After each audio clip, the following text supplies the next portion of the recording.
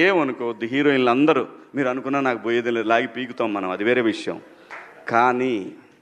కానీ మీ అందం చీరలోనో, మీ అందం నిండుగా కప్పుకునే బట్టల్లోనే ఉంటుంది తప్పితే సామాను కనపడే దాంట్లో ఏముండదమ్మా.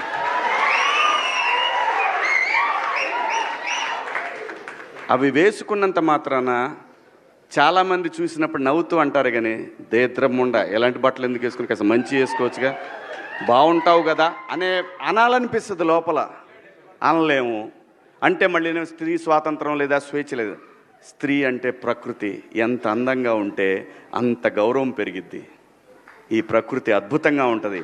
అలాగే స్త్రీ మా అమ్మ చక్కగా ఎప్పటికీ గుండెల్లో కనపడతా ఉంటుంది.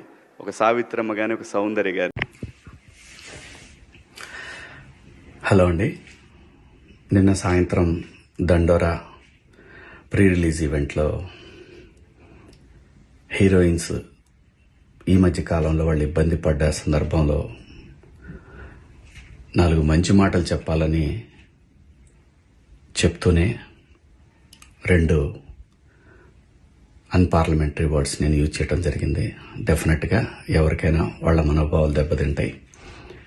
నేను మాట్లాడింది అమ్మాయిలందరినీ ఉద్దేశించి కాదు. హీరోయిన్స్ బయటకు వెళ్ళినప్పుడు బట్టలు జాగ్రత్తగా ఉంటే మీకు ఇబ్బంది ఉండదేమో మా అమ్మ అనే ఉద్దేశం తప్ప నేను ఎవరిని అవమానపరచాలని కాదు. బట్ ఏదైనా 2 అన్పార్లమెంటరీ వర్డ్స్ దొర్లినాయి. దానికి మై సిన్సియర్ అపాలజీస్. అండ్ ఇంకోటి, నేను ఎప్పుడు స్త్రీ అంటే ఒక మహాశక్తి, ఒక అమ్మవారిలాగానే అనుకుంటా. ఎందుకంటే ఇవాళ సమాజంలో స్త్రీని ఎంత తక్కువగా చూస్తున్నారో మనందరం చూస్తున్నాం. అటువంటి అవకాశం మనం ఇవ్వద్దు అని చెప్పే ఇంటెన్షన్లో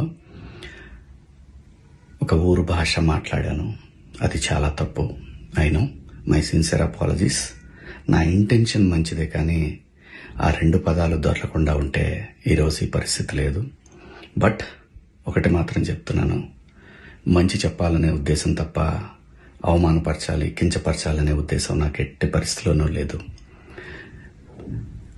ఇండస్ట్రీలో ఆడవాళ్ల మనోభావాలు దెబ్బతిన్నందుకు, అలాగే మహిళలు ఎవరైనా దీన్ని తప్పుగా అనుకుని ఉంటే మీ అందరికీ నా సిన్సియర్ అపాలజీస్ అమ్మా. Thank you.